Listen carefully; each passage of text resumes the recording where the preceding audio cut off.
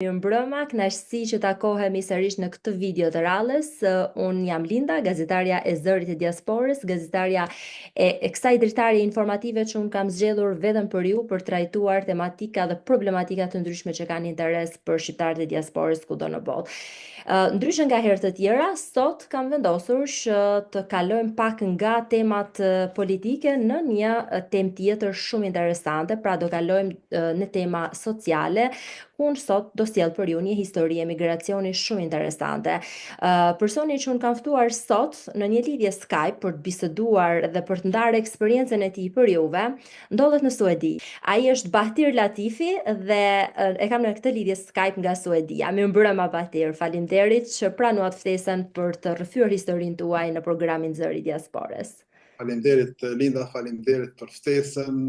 Me thonë drejtën, kam punu një kohë shumë gjatë në radio edhe se emocionet kam largu, po sonte prapë kam kapën ato emocionet, sepse nuk e di pse ka kështu kë puna e gazetarisë. E kuptoj, ju ndihuni komod, jeni si në shtëpinë tuaj dhe sot ndihuni sikur po flisni me dikë përmes Skype-it, me dikë që vërtet ndjeni mall për të komunikuar. Ju keni emigruar nga Kosova drejt shteteve tjera para se të vinit në Suedi. Më trego pak itinerarin e parë të emigracionit, Bahtir, dhe në çfarë moshe dhe cila ishte arsyeja e emigrimit drejt dhe largimit nga Kosova. Faleminderit edhe një herë. Sigurisht dhe natyrisht që gjithë e dim historinë tonë, situatën tonë si është zhvillu do të thotë si Shqipërisë në Kosovë, me që unë jam nga Kosova.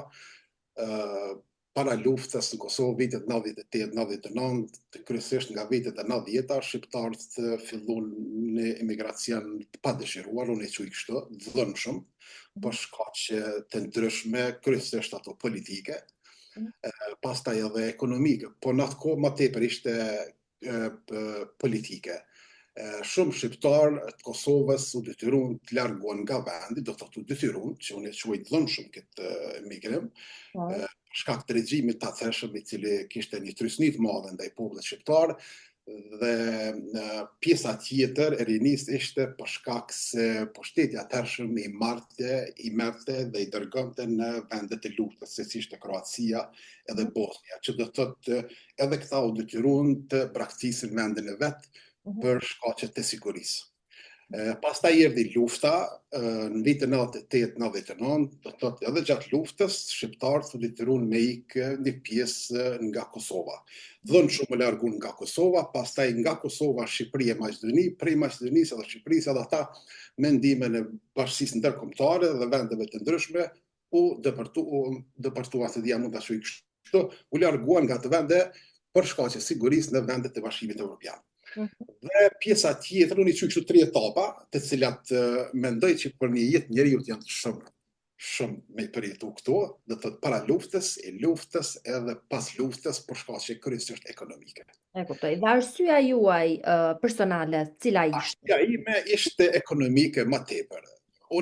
Ne patëm fatin që në luftë familja ime ngushtë me përjashtim 2 doj të babës, të cilët u vritën në një masakër, ku edhe unë isha aty, ishte që ne familjarisht shpëtuam dhe të thotë nga lufta, por fatkeqësisht kur u kthym në shtëpia ishte djeg dhe të thotë e gjitha. Me përjashtim të me gjallarëve të tjerë që i kishëm ato gjallarë, si që quhen jo. Do thotë shtëpia ishte e rënuar e gjitha, do thotë. Edhe ne u detyruam në atë kohë të jetojmë në një fshat tjetër, derisa të bëjmë një zgjidhje për shtëpinë tonë. Kështu që fshat brenda Kosovës?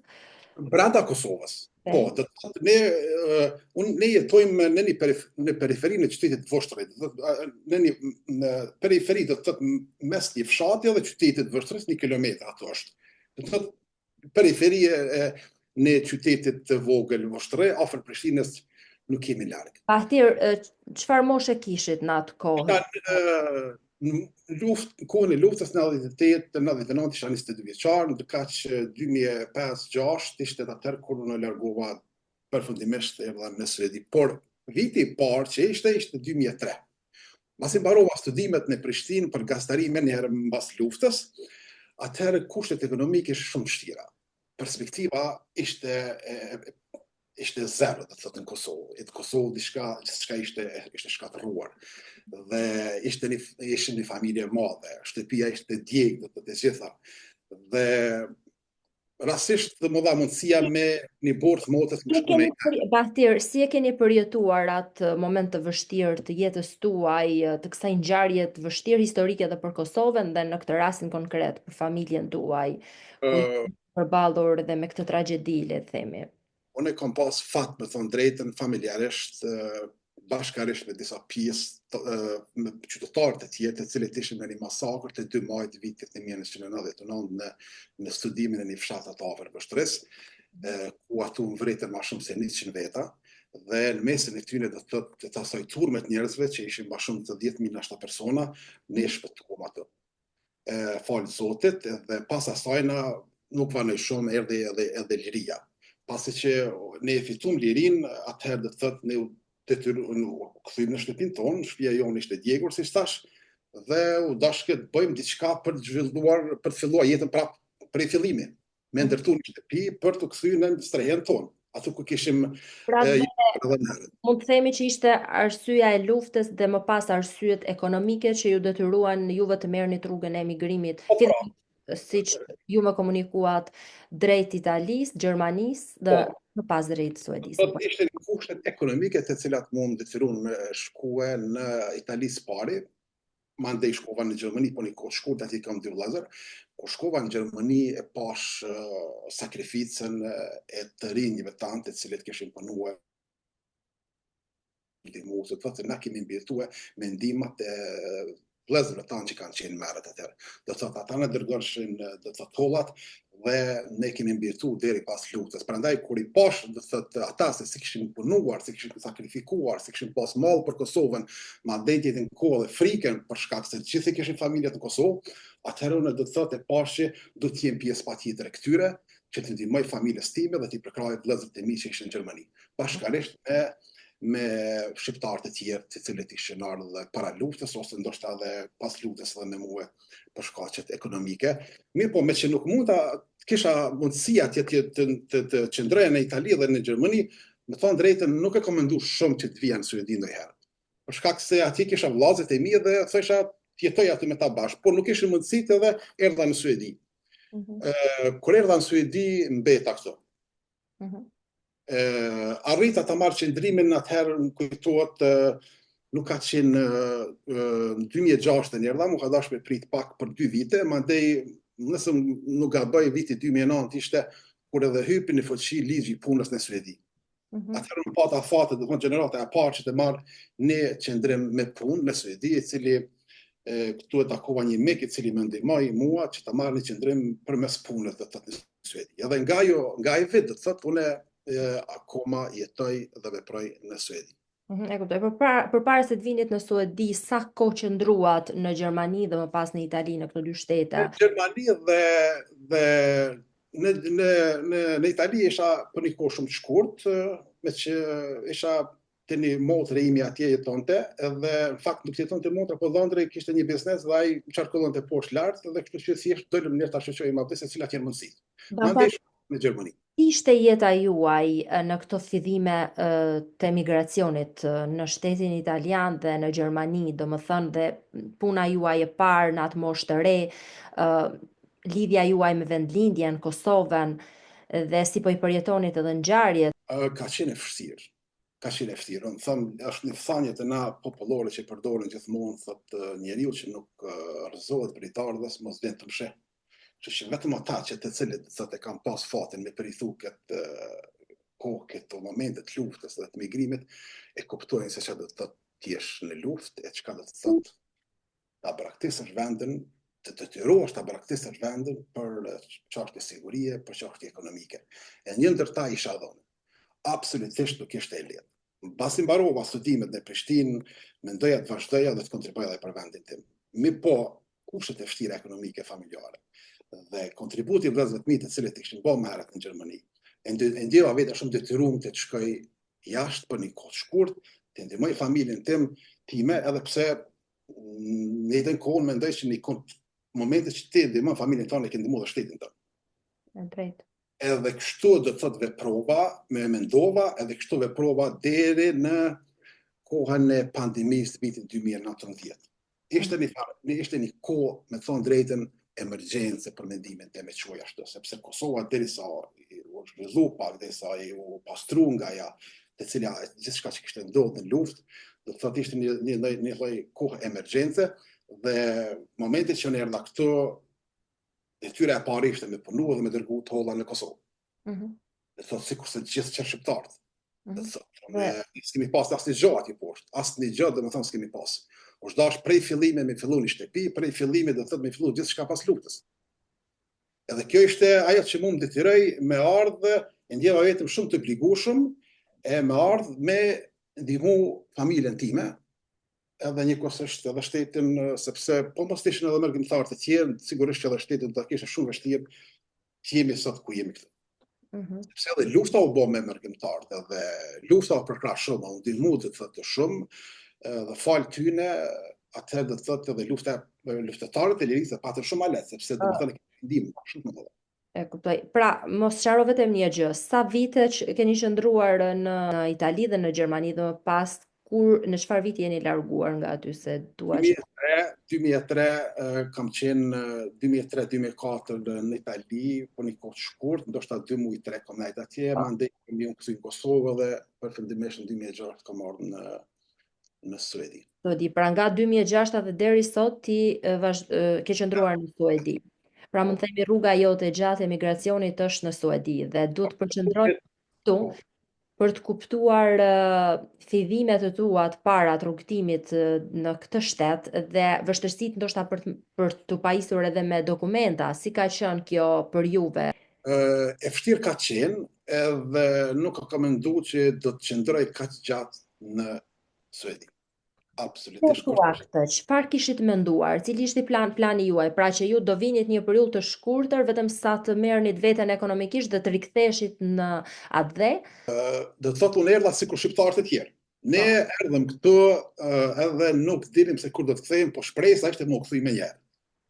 Do të vim jashtë, punojmë pak, ti bojmë do të holla ti ndërtojmë në shtëpi dhe do të kthehemi. Me që lirinë e fitum, do të thotë normalisht që njeriu dëmshëm është e vështirë me jetu dikon. Me jetu dikon larg. Por ishte në ato vitet e para shumë vështira se derisa kur vjen në një shtet tjetër, me që edhe ti tani jemi emigrante, e kupton sa e vështirë është. Do të thotë pika e parë është qëndrimi. Pa qëndrim ti s'mund bësh asgjë. Pra, pa dokumenta. Po, pa dokumente, do të thotë. Pa dokumente, do të thotë, nuk mund bësh asgjë. Ishte jeta e juaj pa dokumenta, si jeni trajtuar, ju dhe bashkë udhëtarë të tjerë, shtetas të tjerë shqiptarë që ke pasur rreth teja? Me thonë drejtën, kur kam shku në Gjermani, unë e kom pa atë sa vështirë është të jetosh në mërgim dhe sa vështirë është ta kalosh këtë periudhën derisa ta marrësh në qendrim nga shqiptarët e tjerë. Prandaj aty ju më prek shumë edhe kam pas një ndjenjë shumë të veçantë dhe një respekt e fitova shumë të veçantë për ata njerëz të cilët kishin punuar dhe kishin sakrifikuar shumë në Gjermani. Aty kuptova sa është rëndësishme do të thotë kontributi i të rinjve tanë shqiptar që kanë kontribuar shumë atje. Mandej pa ta fatin edhe vetë ta përjetoj pak a shumë të njëjtën situatë në Suedi. Fillimet si Suedia si Suedi do të na ka pritur shumë mirë. Kam qenë i trajtuar shumë mirë, kam qenë shumë i mirëpritur, por pika e parë ishte ajo në raport me shtetin, në raport me ligjet, në raport me punën ku ti je përballur. Më thuaj pak si ka qenë jeta jote në ato fillime, Batir, dhe si je ndier ti personalisht, pra mi përshkruaj këto ndjesi, si mban mend ti? Unë e mërzit shumë kur kam dalë nga Kosova. Dhe mbaj shumë mirë mend sa herë kam shku në Kosovë nga Suedia, fillimet që ishin ato, unë kam fillu me çaj moment që aeroplani ka hindër të Kosovës. S'kam ditë, domethënë më ndal deri s'kam shku në shtëpi dhe më lodh duke çajt. Edhe nuk më isha me marrë me mend që nuk jem vendin tim. Isha në një farë forme sikur në gjumë. Si një ëndër e keqe për ty. Se një ëndër do të thotë unë edhe shkojsha në Kosovë, thesha pse unë nuk jem këtu. Pse unë jam atje. Pra, Batir, ti je nga ata raste që je larguar në një mënyrë të pavullnetshme nga vendi, dhe ke dashur gjithmonë qëndrimin në Kosovë. Unë e kam dash Kosovën, e du Kosovën, edhe me thënë drejtën, akoma mendoj me u kthy një ditë Kosovë. Por unë e qëndroj mbrapa kësaj, sepse kemi zërat ndryshëm tani, me që ndoshta edhe tash koha ka ndryshuar shumë, Kosova është stabilizuar, shqiptarët e kemi rregulluar shumë punë tek në aspektin ekonomik edhe shumë aspektet e tjera. Unë mendoj që migrimi para luftës, gjatë luftës dhe pas luftës u bë migrim, ishte një migrim i dhënshëm. Do të thotë nuk e bënëm na me dëshirë, ishte pa dëshirë. Gjithçka që ka bëhet pa dëshirë është e vështirë. Dhe mendoj që pjesa dërmuese shqiptarëve që unë rri këtu dhe kontaktoj me këta, kryesisht janë më shumë edhe të Kosovës, por gjithsesi edhe të Shqipërisë, e shpresojmë, bisedojmë se kur do të kthehemi për shembull në Kosovë. Unë akoma e kam ato, unë nuk e besoj hala që një ditë nuk do të kthehem në Kosovë, sepse mungon Kosova, mungon familja, mungon të ushqimi, mungon ajri, mungon ambientet kur jam rritur me shok, me shoqe, me fëmijë të lagjes, si të gjithë të tjerë të apo kupton. Po ti Suedia është një vend shumë i qetë, shumë i sigurt, shumë me perspektivë, shumë stabil, shumë njerëz të mirë, turp, të qetë, por je rasti vetëm që unë dëgjoj në historinë e emigracionit, po flas për rastet e fundit, ardhjat e fundit e emigrantëve në shtetet ndryshme të botës, që ata thonë të kundërtën e kësaj që po thua ti. Ne kur nuk do donim që të ktheheshim, por flas për Shqipërinë në këtë rast. Nuk do donim të ktheheshim kur në Shqipëri referuar kaosit, jetës së vështirë, pasigurisë, pagave të ulta etj. Ndërsa rasti jot është një rast komplet i kundërt. Pra ti pas kaq shumë vitesh që jetuar në emigrim pra dhe në Suedi, në një shtet që besoj ka mundësuar një jetë të mirë për një pjesë madhe të emigrantëve, sërish ti je me atë mendimin për të rikthyer, pra si ditën e parë kur ti je larguar. Është e çuditshme kjo, është rasti i parë që dëgjoj atje. Unë me thonë drejtën nuk pajtohem me një pjesë shqiptarëve këtu, të cilët kanë gjithmonë mendimin se atje poshtë gjithçka nuk funksionon. Okej. A kemi familjarë atje, edhe ata po jetojnë, edhe ata po funksionojnë, edhe ata do të thotë po zhvillohen, edhe ata po studiojnë, po punojnë, po jetojnë, po shëtisin, do të thotë edhe ne po e bëjmë jetën gjatë këtu. Por përderisa ata jetojnë, padyshim që nuk është e njëjta mënyrë e jetesës si atje si këtu, nuk është e njëjti standard, nuk janë kushtet e njëjta, por nuk do të thotë se edhe atje nuk jetohet. E qartë. Dhe përqendruar te kjo situatë, Batir, a kanë qenë ndonjëherë, a kanë kuptuar ndonjëherë familjarët e tu të afërmit dhe miqtë të tu në Kosovë se si ka qenë jeta jote dhe jeta e atyre emigrantëve të cilët kanë emigruar në mënyrë të dhunshme, siç e quajtë ti më herët? A e kanë kuptuar se si ka qenë jeta juaj apo vërtet ju keni qenë thjesht një burim ekonomik për ata, një lloj garancie financiare pra dhe pa e kuptuar se si realisht me sa sakrifica ndoshta ju është dashur juve për krijuar atë standard ekonomik. Unë mendoj edhe dyshoj nganjëherë edhe qëndrojmë mbrapa kësaj, do të thotë sepse nganjëherë harrojmë shumë shpejt. Unë nuk harroj, do të thotë, sepse vllazët e mi kam në Gjermani, të cilët kanë ardhur para luftës, e di si kanë ardhur, e di si kanë jetuar, e di çfarë mendojnë, e di çfarë ndërrojnë, e di çfarë jetë bajnë ata. Njësoj, sikur vllazët e mi janë edhe pjesa dërmuese shqiptare. Unë rri me ta, unë bisedoj me ta, unë i ndjej ata, unë do të thotë tepër i kuptoj ata. Por e keqja është, mendoj, po e them kushtimisht, që nuk ka ka shumë paragjykime tani në këtë kohë që po flasim ne, sepse sikur u harrua sakrifica e tyre, sikur harru mundi e tyre.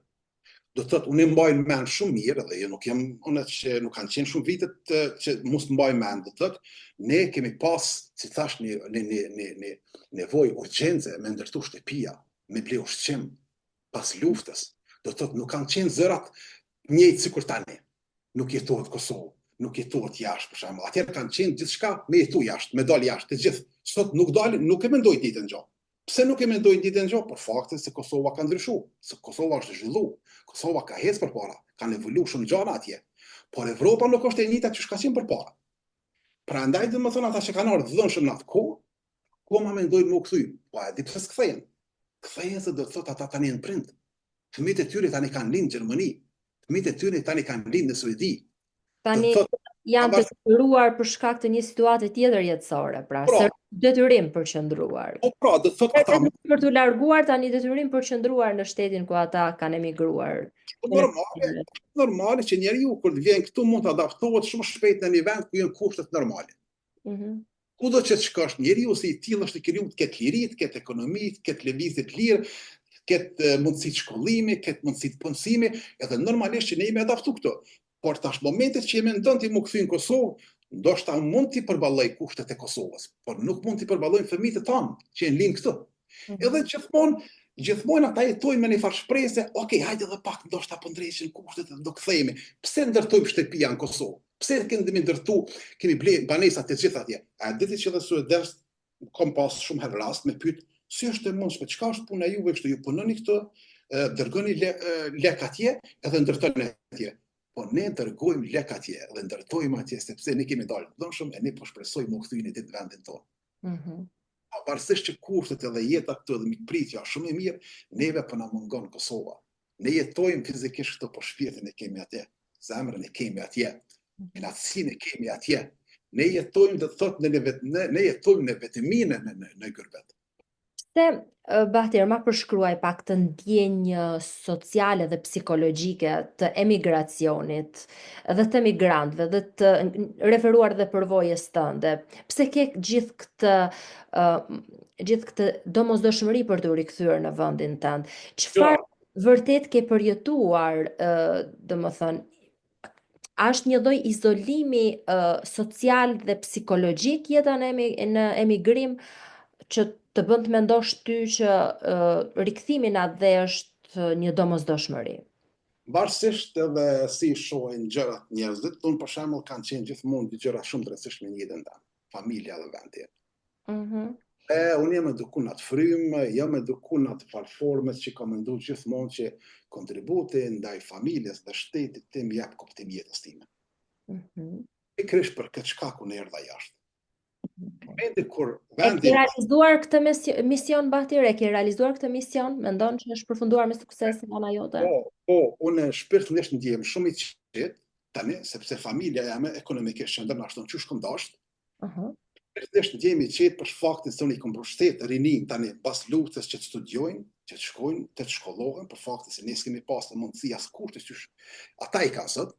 Pikërisht për këtë shkak që unë ndjeni mirë dhe i lumtur i kam dhënë atyre mundësi me dalë me vizitu Suedin, por jo me dalë me jetu në Suedi, sepse ti thosh në një vend të huaj dhënshëm më shumë e vështirë, kështu që ata kam dashur që ata mos mendojnë që të vinë këtu për faktin se këtu është gjithçka parajs ose gjithçka me lula si thojmë ne. Do të thotë Bahtir, ma përshkruaj një ditë tëndën, të lutem, ma përshkruaj një ditë tëndën në Suedi, si është dita jote realisht? A ka ndryshuar për gjatë viteve, është përmirësuar dhe kur ka qenë më e vështirë, cila periudhë e jetës tënde? Problemet, po e them kushtimisht të cilat unë i mballafaqur gjatë gjithë kësaj kohe ka qenë thjesht mungesa familjes.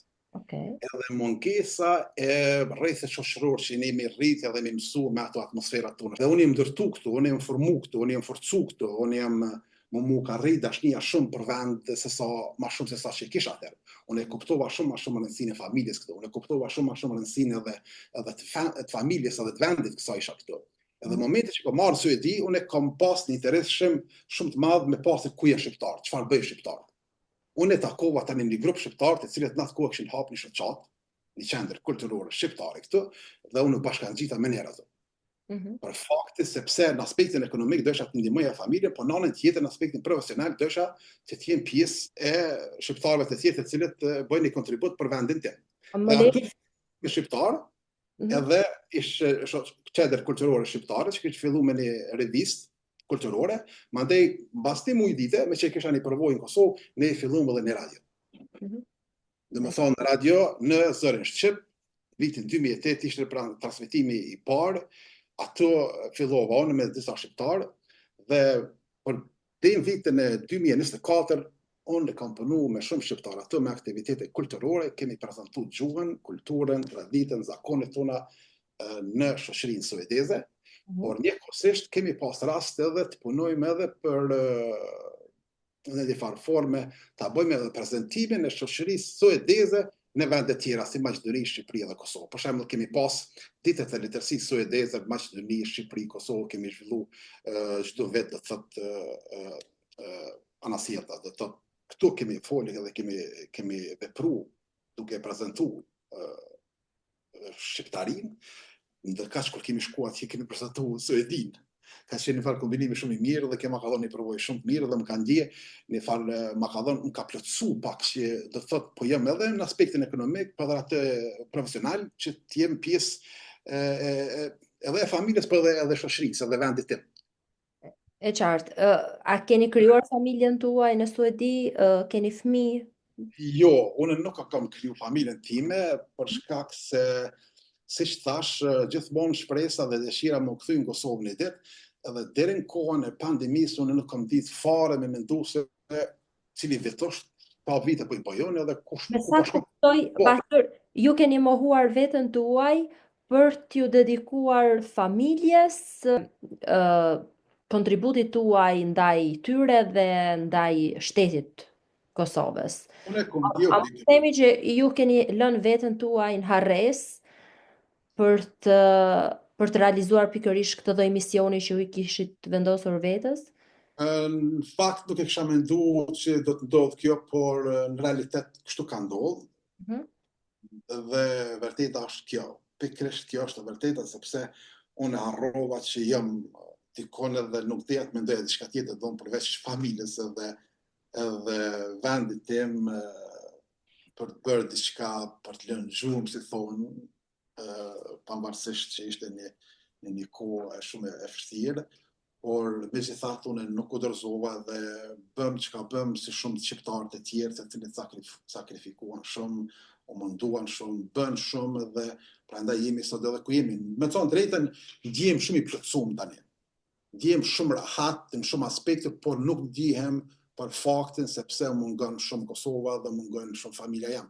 Por tash mund të thosh e ke prindrit? Po e ka vdek në moshën kur isha 8 vjeçare, do të thotë Baba? Baba po vdiq, kur kam qenë në moshën 8 vjeçare, do të thotë nana jeton akoma është 84 vjeçare, tani është shumë e mirë, që Zotit më shëndet, dhe fakti ndoshta që edhe ishim pa prind, ndoshta kam qenë, nana gjithmonë është mundu, ka qenë edhe babë edhe nanë. Dhe kemi qenë një familje e madhe, do të thotë jemi 8 vëllezër dhe 4 motra. Dhe nana ka pas një kujdes shumë të madh dhe shumë të veçantë për ne.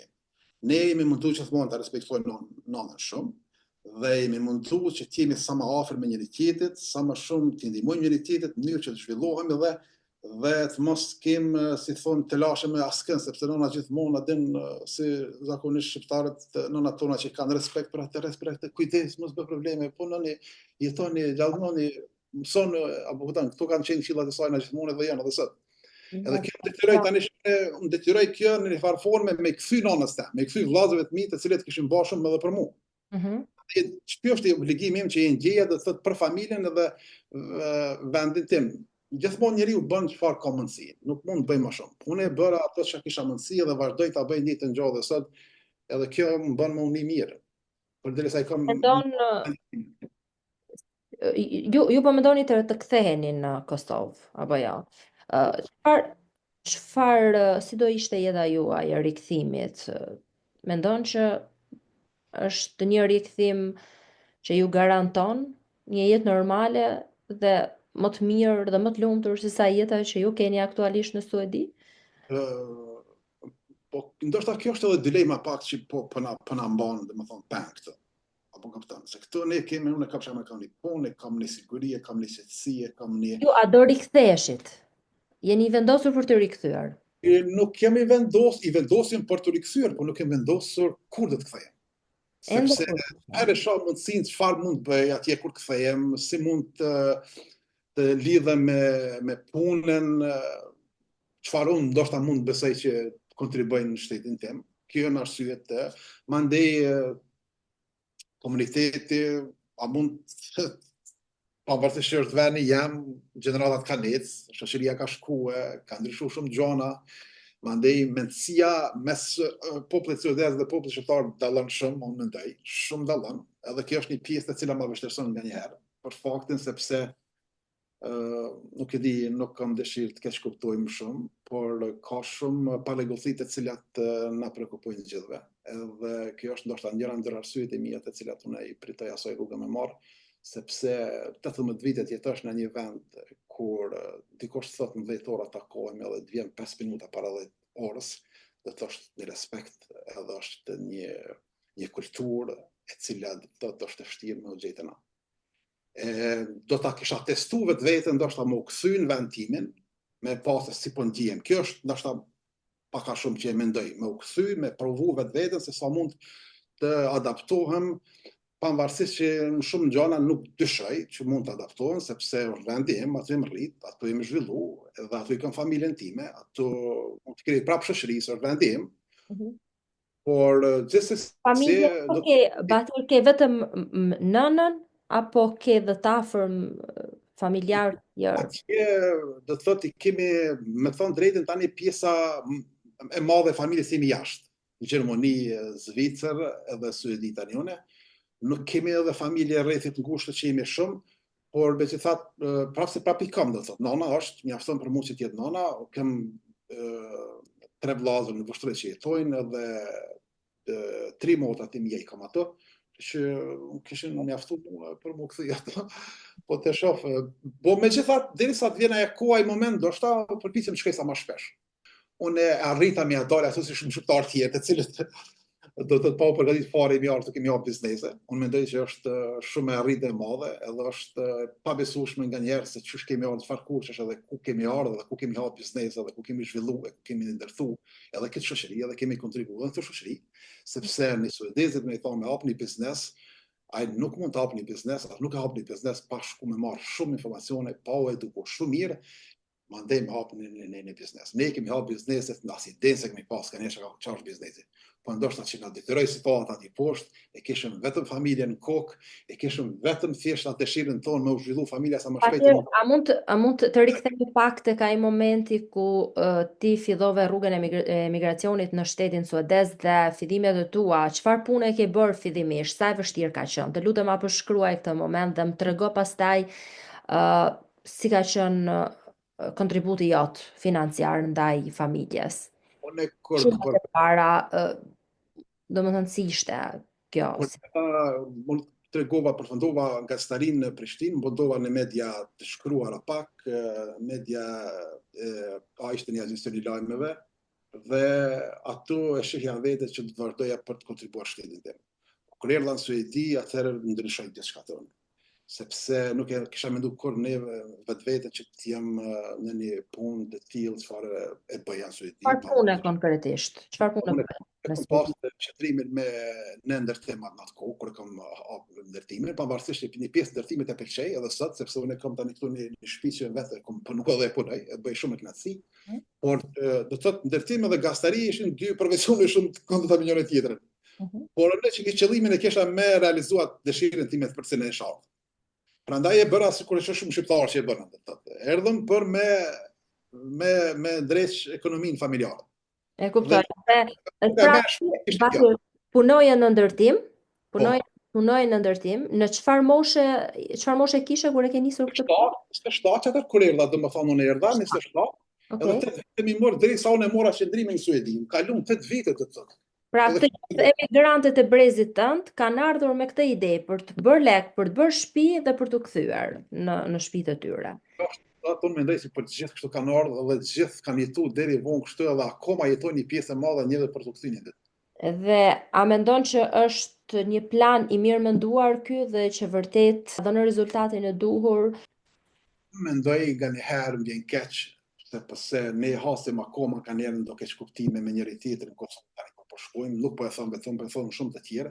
Prandaj thash edhe në fillim sikur po harrojmë për të gjëra, sepse unë akoma përpiqem të tregoj gjeneratave të treja, nipave dhe mbesave të mi, cila është arsyeja që nuk kam marrë në Suedi. Cila është arsyeja që vëllezërit e mi kanë shkuar në Gjermani. Cila është arsyeja të thotë që kanë ndarë të gjithë shqiptarët e tjerë. Ne kemi pas një okupim para luftës, ne kemi pas një luftë në Kosovë, ne kemi pas një ekonomi zero pas luftës. Prandaj ne jemi detyruar të shkojmë atje, ne jemi detyruar të ndalojmë të gjitha, ne jemi detyruar të punojmë gjitha punët. Pavarësisht që asnjë punë nuk është domethënë e keqe, po jemi detyruar të punojmë edhe punë të cilat nuk i kemi pas për shefi. Unë kam dashur gazetarinë, edhe du akoma gazetarin, unë e du ndërtarin pjesërisht, po jo plotësisht, nuk ka qenë profesioni im që unë e kam zgjedhur me dëshirë, e kam zgjedhur për faktin që më ka dashur me punu atë. E kam zgjedhur Suedi për faktin se u dash më ardh me ndihmu familjes time. Kjo ka qenë arsyeja. Ne duhet të jemi të qartë, ne duhet të jemi të sinqertë, ne duhet të jemi korrekt, sepse kështu ka vepruar e vërteta dhe kështu ka qenë e vërteta. Sot vëllezërit e mi kanë dëshirë me u kthy në Kosovë. Pse na shkojnë në Kosovë çdo verë? Pse na shkojnë në Kosovë çdo vit për fund vit? Pse do të thotë për çdo herë këta bojnë pyetje se edhe si është e mundshme po bëni këtu po shkojnë gjithmonë aty, po shkojmë atje sepse atje kemi familjet tona. Thotë nuk po e them me tonë, e thonë edhe ata në Kosovë që do të gjendja ka nevojë të përmirësohet, siç e dimë gjithë, si Kosovë, si ku Shqipëri. Do thotë nuk e kemi arrit standardin e Evropës për me bën një jetë qetë të rehatshme sikur që e bëjmë në vende të huaja. Kjo është e vërteta, nuk mund të themi diçka që ne mund t'i bëjmë vetes çep, po kjo është e vërteta. Edhe na po përpiqemi me rregullu shtetet tona. Po ndrojmë, po angazhohemi të gjithë, po përpiqemi paktën që vendet tona të jenë sikur vendet e Evropës, edhe të jetojmë edhe na në vendet tona sikur çdo popull tjetër. Atëherë, një pjesë tjetës ja ke dedikuar kontributit që ti ke dhënë për të realizuar, për të përmbushur misionin tënd ndaj familjes, ndaj vendit, ndaj atë dheut tënd. Dhe një pjesë të madhe të jetës ja ke dedikuar integrimit tënd dhe ose le të themi stabilitetit tënd ekonomik në shtetin suedez në këtë rast, dhe një luftë të madhe edhe për të pajisur me dokumenta dhe për të pasur një rol si qytetar i shtetit ku ti ke emigruar.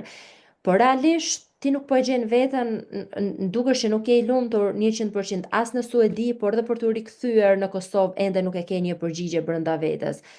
A mund të pyes se ku është jeta jote tani që flasim? Unë jetoj si mendoj se shumë shqiptar, por pjesa dërmuese sa unë e njoh e kanë shumë problem me thonë që të thënë që më thonë. Prandaj më thonë. Unë jetoj shumë i lumtur, shumë i qetë, po me mungesën e familjes dhe të vendit tim. Jo për çdo ditë, jo ndoshta për çdo javë, jo çu kam dje përpara, sepse tani do të thotë siç thash edhe më herët, unë isha në shkurt, unë tani po planifikoj të shkoj prap. Unë flas tani me kamerë, me nënën, me vëllezërit, me motrat. Do të thotë jam të jetu edhe këtë edhe atje. Do të thotë është ajo koha më hershme që kemi folë shumë rradh, nuk është kjo koha më hershme që kanë shku, jam kanë mundësi shumë të pakta për me shku me lëviz në Kosovë dhe me shku edhe në Shqipëri, njëjta gjë është. Sot jo mënyra e komunikimit është shumë e lehtë. Sot ne do të thotë jemi shumë më të qetë se sa shumë tjerë nashta që janë atje poshtë. Prandaj jetojmë edhe këtu edhe atje. Prandaj ky është fati jonë. Unë e shkruaj fatin tonë. Stabiliteti më vjen nga arsyeja që ne kemi qenë me fat kështu. Kjo më bën më rahat, sepse do thotë nuk mund të jemi në suedez as gjerman. Tash edhe më herët, okupimi, lufta, në emigrim i dhunshëm, janë 3 etapa të cilat ti përjetosh në një jetë njeriu. Unë mendoj, edhe kom pas të rast, para një kohë shumë të shkurtër takova në suedez, i cili kishte një shkrimtar, kishte pas edhe ai disa probleme të cilat i kishte zgjedhur ato probleme personale, private, edhe kur pi tregoj unë çështu thash kisha pas dëshirë shumë të bisedu me ty, thash, sepse kështu ka ndodhur me jetën time, tha, wow, tha. Shumë i vështirë, tha. Thash po e di, thash është e vështirë, thash, po thjesht me bisedu edhe me ti me tregu apo den si duket syrin tënd për shembull, sepse unë desha që ai ishte suedez dhe kishte ballavaçuar një ankth për 5-16 vite. Ankth.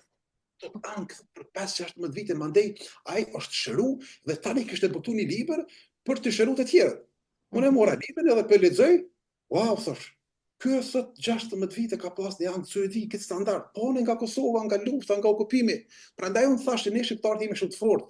Unë mendoj që jemi shumë të fortë. Edhe na nuk Unë mendoj që na duhet me fol shumë më shumë me tregu të vërtetën para suedezit, para gjermanit, para çdo kujt, sepse kështu jemi na vetvetja. Ne nuk mund, unë nuk të flas para suedezëve se suedez. Unë flas. Atëherë, a je ndjer i diskriminuar ndonjëherë gjatë rrugës tënde të emigracionit në shtetet ku ti ke kaluar? Dhe në këtë rast në Suedi ndoshta që ke qëndrimin më gjatë? Nuk mund gënjej që jo. Në ai moment po shumë të rrallë. Mund të përshkruash një rast konkret kur je ndjer vërtet i them në rast specifik. Në një moment caktuar, ndoshta e kam gjevë, ndoshta s'ka qenë edhe diskriminim, por ndoshta ka qenë një lloj zhgënjimi pse unë si në vendin tim, për shembull. Pse unë ndjem mosafer këtu? Po tani është e keqe që ne po ndjejmë mosafer në vendin tonë. Unë vjen keq që për shembull mikpritja nuk është tani çush ka qenë përpara. Prandaj dhe më thonë, unë mendoj që neve na duhet një afrimitet shumë i madh mes vetes. Na duhet me fol një të vërtetë që na ka ndodhur mes neve. Na duhet me kon pak shumë më realist. Ne nuk mund të unë nuk flas suedis kur suedes, unë flas si një shqiptar. Zakonisht kur më pyetin suedes, cila është arsyeja atë që ti ke ardhur në Suedi, unë ja tregoj siç tregova dhe ty tani. Pimi, lufta, familja, ekonomia, edhe tani më thojnë, po a din kur shkoj zëherë kur i thon po shkoj te nana, po shkoj te familja, ata më pyesin çka bën atje. Po jemi bashkë me familjen këtë, tani kemi shtëpi, aty kemi atu, bëhemi bashkë, hajmë dreka, darka, kemi festa, kemi fejesa, kemi darkë, më knasim ata thënë, "Wow, sa mirë", kupton? Dhe më tani i pëlqejmë aty, do të thotë se e di që ata ne kemi familjes e mëdha dhe jetojmë në një aspekt social shumë më ndryshe se këta. Edhe knasim kur i shpjegoj, po knasim edhe ata kur ndëgjojnë diçka më ndryshe se unë. Kështu që do thotë, unë kam çka tregoj para këtyne, por kam çka marr edhe nga këta. Prandaj jem kompletu, do të thotë, me këto dy kultura. Do thotë, jem rritur shqiptar, po kam marrë edhe shumë nga kultura suedeze, të cilat më kanë shërbyer mua në kulturat e mia, do thotë. Thjesht ka po, si thash më herët, shumë më korrekt se sa nështë që kam qenë, jo për shkak të që s'kam qenë, po ma ka forcu karakterin për me qenë shumë më korrekt, shumë më i drejtë, shumë më i sakt, shumë më i dashur për familje, shumë më i dashur për vendin tim. Unë kam kolegë të mi, vjen keq ku kam kolegë të mi, të cilët do të thotë në një farë forum jem detyruar më largu nga ta, sepse ti nëse nuk shkon me të holla atje, nëse nuk ke një businessman, nëse nuk ke një diplom suedeze, nëse nuk e ke një vend pune, si për dhe mos për Kosovë është, largohen, nuk rri njerëz me ty, nuk të respektoj, si do gjona i ku marrë këtë. E kuptoj. Batir, unë të falenderoj shumë. Jashtëzakonisht shumë që ndave eksperiencën tënde të migracionit dhe eksperiencën tënde të jetës me programin Zëri i Diasporës dhe me gjithë shqiptarët të gjithë shqiptarët e diasporës që më kanë mundësi që të mësojnë ndoshta nga kjo përvojë dhe përvojë që ndoshta shumë prej shqiptarëve diasporës janë duke e kaluar ndoshta në shtetet ku ata ndodhen. Pra, ne ishim në një intervistë me Bahtir Latifi, i cili ka nisur rrugtimin e jetës të emigracionit në një moshë shumë të re, në vitin 2006, është larguar nga Kosova si pasojë e një emigracioni të dhunshëm, pasi Kosova ka qenë duke kaluar një periudhë lufte shumë të vështirë dhe shumë familje janë detyruar që të emigrojnë për të kërkuar një jetë më të mirë ekonomike dhe për të përmbushur misionin ndaj familjeve, për t'i ndihmuar ekonomikisht dhe për të përmirësuar jetën e tyre. Pra një lloj sakrifice jetësore që si kjo e Bahtirit që ne e mësuam në këtë intervistë. Gjitha këto që u diskutua në këtë intervistë, përvoja Bahtirit, ndoshta do doja shumë që të kem komentin tuaj shqiptar diasporës për të analizuar më shumë këtë lloj historie dhe për të ndarë dhe historitë e juaja dhe komentet e juaja në lidhje me këtë realitet jetësor. Unë ju falenderoj shumë që u bët pjesë e Zërit të Diasporës. Më zipres ju takoj në video në radhës. Deri atëherë, miru takofshim.